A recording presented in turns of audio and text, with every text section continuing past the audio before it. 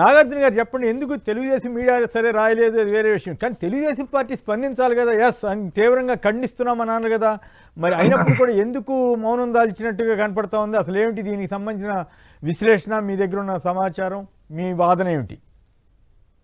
కాదు కొమ్మినేని గారు, మిమ్మల్ని లేకపోతే తెలుగుదేశం పార్టీ యొక్క వ్యవహారాలు చూస్తున్నటువంటి ఇరు రాష్ట్ర ప్రజలకు కూడా నేను ఒకటి అడుగుతున్నా.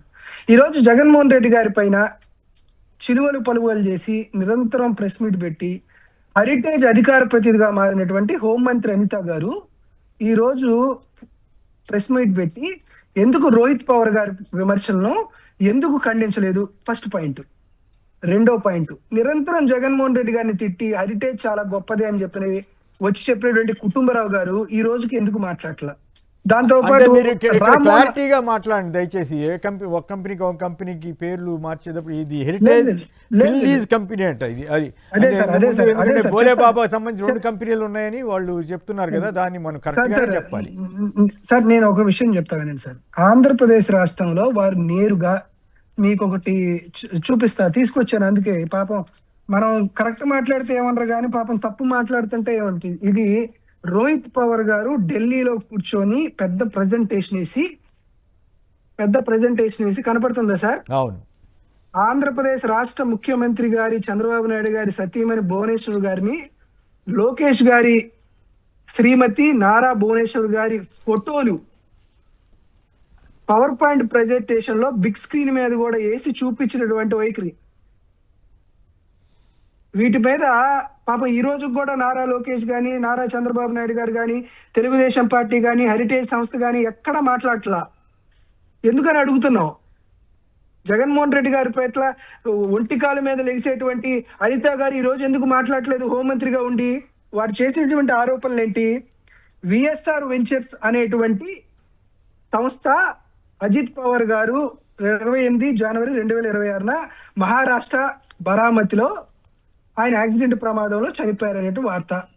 ఈయన చనిపోయిన తర్వాత సార్ చంద్రబాబు నాయుడు గారు, మీరు ఒకసారి ఆలోచించారు కొమ్మినేని గారు, నారా లోకేష్ గారు అసలు ఎవరి పట్ల, నాకు తెలిసినంత వరకు నారా లోకేష్ గారికి అజిత్ పవార్ గారికి పెద్దగా పరిచయాలు లేవు.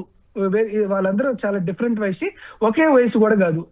అజిత్ పవార్ గారు చనిపోయిన తర్వాత వరుసగా 4 సార్లు ట్వీట్ వేశారు సార్. 4 రోజులు సందర్భం లేదు, సముచితం లేకుండా పాపం అక్కడికి కూడా వెళ్ళి అజిత్ పవార్ గారు చనిపోయిన తర్వాత అక్కడికి కూడా వెళ్ళి పరామర్శించారు. నేను కాదనట్లా, కానీ అసలు ఏమాత్రం సంబంధం లేకుండా నారా లోకేష్ గారు అజిత్ పవార్ కి తనకి చాలా సన్నిహిత సంబంధాలు ఉన్నాయి, మా ఇద్దరి మధ్య చాలా గాఢ అనుభూతి ఉంది అని చెప్పడానికి, ఏదో క్రియేట్ చేయడానికి 4-5 సార్లు ట్వీట్ వెళ్ళారు. అక్కడికే అదే ప్రాంతానికి పోయి ఆయనకి చెప్పారు. దాన్ని మేము కాదనట్లా. కానీ మేము అడుగుతుంది ఏంటంటే, ఈ విఎస్ఆర్ వెంచర్కి సంబంధించి వారు 2016లో పెట్టినట్లు కేవలం 10 కోట్ల మాత్రమే వారి టర్న్ ఓవరు. ఈ రోజు వారి టర్న్ ఓవరు 500 కోట్ల రూపాయలు. స్పష్టంగా ఏం జరుగుతుంది? 2023కు సంబంధించి 2023లో ఇదే విఎస్ఆర్ వెంచర్స్ కి హెరిటేజ్ ఫిన్ లీజ్ అంటే 1996లో చంద్రబాబు నాయుడు గారు డిసెంబర్ 23, 1996లో పాలు వారి హెరిటేజ్ ద్వారా ఏ రైతుల దగ్గర అయితే పాలు సేకరిస్తున్నారో ఆ పాలు సేకరించేటువంటి రైతులకి ఎప్పుడైనా సరే వారికి ఏదైనా ఆర్థికంగా అవసరమైతే వారికి రుణాలు ఇవ్వాలనేటువంటి అనేటువంటి ఆలోచనతో ఈ హెరిటేజ్ ఫిన్ లీజ్ లిమిటెడ్ అనేటువంటి ఒక సంస్థను పెట్టారు. ఈ సంస్థకి ఎవరెవరు డైరెక్టర్గా ఉన్నారు? నారా భువనేశ్వర్ గారు, నారా బ్రాహ్మణి గారు, అక్కిరేజు చంద్రమౌళి, ఏ సాంబశివరావు, కొల్లి దుర్గా ప్రసాదరావు, బోదర్ కుమార్ కరుటూరి, కొంపల్ల వెంకటేశ్వరరావు, నర్రావుల నాగేశ్వరరావు గారు డైరెక్టర్లుగా ఉన్నారు. ఈ సంస్థ ఎప్పుడైతే అజిత్ పవార్ గారి యాక్సిడెంట్ లో ఉపయోగించినటువంటి ఏదైతే హెలికాప్టర్ ని ప్రమోట్ చేశారో, హెలికాప్టర్ కి యొక్క ఓనర్ అయినటువంటి విఎస్ఆర్ వెంచర్స్ కి చిన్న ఫ్లైట్ కి 2023 ఏప్రిల్ 26వ తేదీన 15 కోట్ల రూపాయలు డబ్బులు పంపించిందని రోహిత్ పవార్ గారు ఇచ్చినటువంటి డాక్యుమెంట్ ఇది. హెరిటేజ్ ఫిన్ లీజ్ లిమిటెడ్ కి సంబంధించినటువంటి డాక్యుమెంట్ క్లియర్ గా కనపడుతుంది. 15 కోట్ల రూపాయలు వీళ్ళు రుణం ఇచ్చినట్లు. నేను ఈ రోజు అడుగుతున్నాను సార్, ఈ విఎస్ఆర్ వెంచర్స్ వాళ్ళు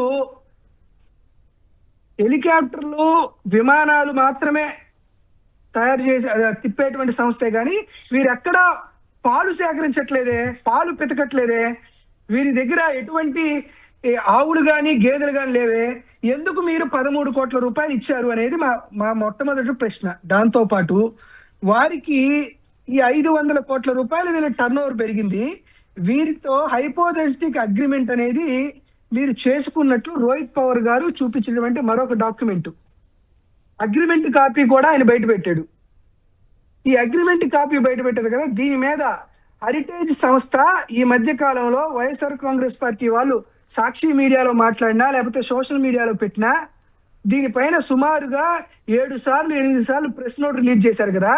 ఈ రోజు రోహిత్ పవార్ గారు ఈ ఆరోపణ చేసిన తర్వాత సుమారుగా 36 గంటలు అయింది. ఈ 36 గంటలో ఎందుకు హెరిటేజ్ కి సంబంధించినటువంటి ఈ ఫిన్ లీజ్ లిమిటెడ్ సంస్థ కానీ లేకపోతే హెరిటేజ్ మాతృ సంస్థ కానీ మాకు ఫిన్ లీజ్ కి సంబంధం లేదని కానీ మాకు విఎస్ఆర్ వెంచర్స్ కి సంబంధం లేదు కానీ ఎందుకు చెప్పట్లేదు అనేటువంటి మాది మరొక సమస్య. దాంతో పాటు ఏదైతే ఈ సంస్థ ఏదైతే ఇప్పుడు ఈ ఓల్డ్ ఎయిర్ క్రాఫ్ట్ ప్రమాదానికి గురైనటువంటి ఎయిర్ క్రాఫ్ట్ అనేది 12 డిసెంబర్ 2025 సింగపూర్ నుంచి ఢిల్లీ వచ్చింది. 25 డిసెంబర్ 2025 ముంబైలో ల్యాండ్ అయింది, అక్కడ పూజ చేశారు. దీన్ని అంటే దాదాపుగా 15 సంవత్సరాల ఓల్డ్ ఎయిర్ క్రాఫ్ట్ ని భారతదేశంలో దిగుమతి చేసుకోవడానికి పర్మిషను కేంద్ర విమానయాన శాఖ మంత్రి ఎలా ఇచ్చాడు అనేది వారు అడుగుతున్నటువంటి తర్వాత ప్రశ్న. వాడు అడిగినటువంటి డాక్యుమెంట్స్ నేను రోహిత్ పవార్ గారు చూపించినటువంటి డాక్యుమెంట్ చూస్తున్నా, మరొక డాక్యుమెంట్ చూపించట్ల. దీంతో పాటు మరొకటి, ఏదైతే ప్రమాదం జరిగినటువంటి హెరిటేజ్ ఫిన్లీజ్ కంపెనీ డబ్బులు ఇచ్చినటువంటి విఎస్ఆర్ వెంచర్స్ కి సంబంధించినటువంటి ఈ కంపెనీ ఈ ఎయిర్పోర్ట్ కి దీనికి సంబంధించి దాదాపుగా ఆ ఎయిర్ క్రాఫ్ట్ 4915 అవర్లు మాత్రమే దాని లైఫ్ టైం ఎగరడానికి. కానీ ప్రమాదం జరిగినప్పుడు అంటే 500 గంటలు బ్యాలెన్స్ ఉన్నప్పుడే ఆ ఎయిర్ క్రాఫ్ట్ ను వాడరు. కానీ ప్రమాదం జరిగినప్పుడు ఆ ఎయిర్ క్రాఫ్ట్ కి కేవలం 85 గంటలు మాత్రమే లైఫ్ టైం ఉంది అని చెప్పి రోహిత్ పవార్ గారు చూపించినటువంటి డాక్యుమెంట్, దానికి సంబంధించిన డాక్యుమెంట్ ఇది. దీంతో పాటు విఎస్ఆర్ వెంచర్స్ కి సంబంధించినటువంటి ఈ ఎయిర్ క్రాఫ్ట్ అనేది ఇబ్బందులకు గురైన తర్వాత ప్రమాదం జరిగిన తర్వాత దాని మీద ఒక ఎంక్వైరీ కమిషన్ వేశారు. ఈ ఎంక్వైరీ కమిషన్ కి సంబంధించి ఫిబ్రవరి 2, 2026లో విమానయాన శాఖ మంత్రి ఇచ్చినటువంటి కాపీ ఇది. ఈ కాపీలో 2 పేర్లు పెట్టారు, ఎవరు, captain Apoorva Agarwal and captain Lokesh Rampal అని. పాప అక్కడ కూడా లోకేష్ అనేటువంటి పేరు ఉంది. ఈ లోకేష్ ఆ లోకేష్ ఒకటి కాదు, ప్రజలకు తెలుసుకోవాలని చెప్తున్నా. వీళ్ళిద్దరూ ఎప్పుడూ కూడా లీర్ జెట్ అనేటువంటి ఫ్లైట్ ని ఎప్పుడూ వాడలేదు, వారికి దాని మీద ఎక్స్పీరియన్స్ లేదు. కానీ ఎక్స్పీరియన్స్ లేనటువంటి అపూర్వ అగర్వాల్ ని లోకేష్ రాంపాల్ గారిని ఈ కమిటీలో ఎందుకు జాయిన్ చేశారు అనేటువంటి విషయాన్ని రోహిత్ పవార్ గారు అడిగారు. దానికి సంబంధించిన డాక్యుమెంట్ మీకు చూపిస్తున్నా. దీంతో పాటు ఎప్పుడైతే జరిగిందో అంటే 26వ తేదీ 28వ తేదీనే జరిగిందండి. 28వ తేదీ రోజు ఏదైతే ఈ ఎయిర్ క్రాఫ్ట్ యాక్సిడెంట్ అయిందో, యాక్సిడెంట్ జరిగినటువంటి కొన్ని గంటల్లోనే no safety concerns with Learjet aircraft అని చెప్పి ఏవియేషన్ మినిస్టర్ గారు ఎందుకు స్టేట్మెంట్ ఇచ్చి విఎస్ఆర్ వెంచర్ ని అంటే హెరిటేజ్ ఫిన్ లీజ్ లిమిటెడ్ సంస్థ డబ్బులు ఇచ్చినటువంటి విఎస్ఆర్ వెంచర్ ని కాపాడాలని ఎందుకు రామ్మోహన్ నాయుడు గారు ప్రవర్తించారు అని చెప్పడానికి దానికి సంబంధించినటువంటి ఆధారం. దీంతో పాటు ఇంకొకటి, లెగసీ 650 అంటే T7 దుబాయ్ విఎస్ఆర్ ఏరో సర్వీసెస్ లో లెగసీ 600 అనేటువంటి 150 కోట్ల విలువైనటువంటి ప్రైవేట్ జెట్ విమానాన్ని విఎస్ఆర్ వెంచర్స్ పేరుతో ఆంధ్రప్రదేశ్ రాష్ట్రంలో ఉన్నటువంటి ఒక కీలకమైనటువంటి మంత్రి 150 కోట్ల రూపాయలు పెట్టి విఎస్ఆర్ వెంచర్స్ ద్వారా ఒక ప్రైవేట్ జెట్ కొన్నాడు అనేటువంటి వార్తలు వచ్చాయి. ఆ ఏవియేషన్ మినిస్టర్ ఆ కీలక మంత్రి ఎవరు అని రోహిత్ పవార్ అడిగినటువంటి విషయాలు. సో ఈ రోజు మేము ఏం అడుగుతున్నాం అంటే, నారా లోకేష్ గారు చాలా క్లియర్ కట్ గా చెప్తున్నాం, నారా లోకేష్ గారు డిఫాక్టో ముఖ్యమంత్రి అయిన తర్వాత నుంచి ఈ రోజు దాకా ఆయన ప్రయాణిస్తున్నటువంటి ప్రతి విమానం కూడా, ప్రతి హెలికాప్టర్ కూడా విఎస్ఆర్ వెంచర్స్ కి సంబంధించినటువంటి లేర్ జెట్ కి సంబంధించినటువంటి విమానమే, దాంట్లో డౌటే లేదు. ఎవరయ్యా ఈ విఎస్ఆర్ వెంచర్స్ కి మీరు డబ్బులు ఎలా కడుతున్నారయ్యా అని మేము అడుగుతుంటే లోకేష్ గారు ప్రతిసారి ఏం చెబుతున్నారంటే, లేదయ్యా ప్రభుత్వం తరపున ఎటువంటి డబ్బులు కావట్లేదు, నా సొంత నిధులతోనే కడుతున్నాను అంటున్నారు. ఈ రోజు మేము లోకేష్ బాబు గారిని అడుగుతున్నటువంటి ఏకైక విషయం ఏంటంటే, అయ్యా నువ్వు ప్రభుత్వం నీకు డబ్బులు కట్టట్లేదని నువ్వు కేటగారికల్ గా చెప్తున్నావు కాబట్టి, నువ్వు తిరుగుతున్నటువంటి విఎస్ఆర్ వెంచర్స్ లేర్జెట్ ఎయిర్ క్రాఫ్ట్ కి డబ్బులు ఎవరు కడుతున్నారు? నువ్వు సొంత డబ్బులు కడుతున్నావా? కట్టుంటే దానికి సంబంధించిన రిసీట్స్ బహిర్గతం చేయండి. కట్టకపోతుంటే ఆ 150 కోట్ల రూపాయలు పెట్టి కొన్నటువంటి ఎయిర్ క్రాఫ్ట్ మీదేనేమో అనేటువంటి అనుమానం ప్రజల్లో కలిగేటువంటి వైఖరి కనపడుతుంది. లేదా విఎస్ఆర్ వెంచర్స్ వాళ్ళు ఉత్తి పుణ్యానికి నీకు సర్వీసెస్ ఇస్తున్నారంటే, నీకు విమానాన్ని మీరు చేస్తున్నారంటే, నీ స్నేహితుడు, నీ సోదరుడు, నీ పార్టీకి చెందినటువంటి రామ్మోహన్ నాయుడు గారి చేత మీరు అనుచితంగా ఆ కంపెనీకి లబ్ధి చేస్తున్నారు కాబట్టి క్విడ్ ప్రోకో పద్ధతిలో మీరు వాళ్ళకి ఇటువంటి కార్యక్రమాలు చేస్తున్నారనేటువంటి అనుమానం కూడా కలుగుతుంది. ఎందుకంటే చంద్రబాబు నాయుడు గారు ఇదే విఎస్ఆర్ సంబంధించినటువంటి ఎయిర్ క్రాఫ్ట్ లో తిరుగుతున్నారు, మీరు అదే ఎయిర్ క్రాఫ్ట్ లో జరుగుతున్నారు. సరే, పవన్ కళ్యాణ్ గారు అయితే పాపం ఆయనకి లేటెస్ట్ టెక్నాలజీ కాకుండా ఏదో డబ్బా కంపెనీ లింగమనేని గారికి సంబంధించినటువంటి ఇది కనుపుతున్నారు. దానికి కాంపన్సేషన్ కింద ఆయనకి రాజ్యసభ ఇస్తున్నారు, అది వేరే విషయం. నేను ఈ రోజు మీకు స్పష్టంగా అడుగుతున్నాం, చంద్రబాబు నాయుడు గారు, నారా లోకేష్ గారు 20 నెలల ఎయిర్ క్రాఫ్ట్ జర్నీ డీటెయిల్స్ ని బహిర్గతం చేయాల్సిందే. విఎస్ఆర్ వెంచర్స్ కి హెరిటేజ్ ఫిన్లీజ్ లిమిటెడ్ కి సంబంధించినటువంటి అనార్థిక సంబంధాల విషయాల్లో ఎంక్వైరీ జరగాల్సిందే.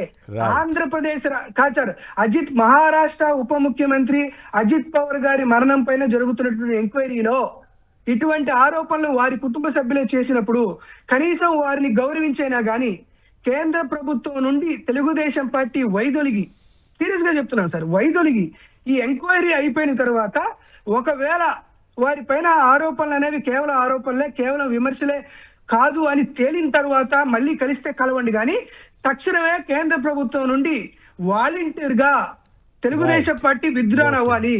లేకపోతే అజిత్ పవార్ గారి, మహారాష్ట్ర ఉప ముఖ్యమంత్రి అజిత్ పవార్ గారి ప్రమాదంలో, ఆంధ్రప్రదేశ్ రాష్ట్ర ముఖ్యమంత్రి గారి మృతిలో, ఆంధ్రప్రదేశ్ రాష్ట్ర ముఖ్యమంత్రి కాదు ఆంధ్రప్రదేశ్ రాష్ట్ర ముఖ్యమంత్రి గారి అంటూ తప్పు మాట్లాడావు.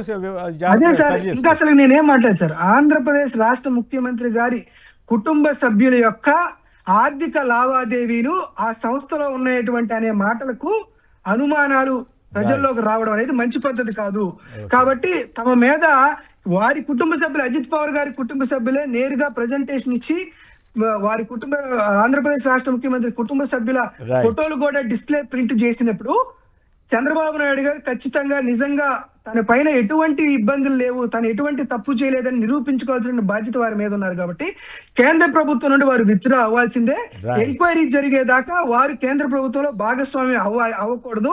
లేని పక్షంలో వీరి పట్ల అనుమానం వచ్చేటువంటి విషయం ఆంధ్రప్రదేశ్ రాష్ట్రంలో కాదు, యావత్ భారతదేశంలోనే ఉంటుంది. కాబట్టి ఇది ఆంధ్రప్రదేశ్ రాష్ట్రానికి కూడా మంచిది. కాబట్టి తొందరగా విత్డ్రా అవ్వమని మాత్రం ఒక సలహా, ఒక సూచన చేస్తున్నాం.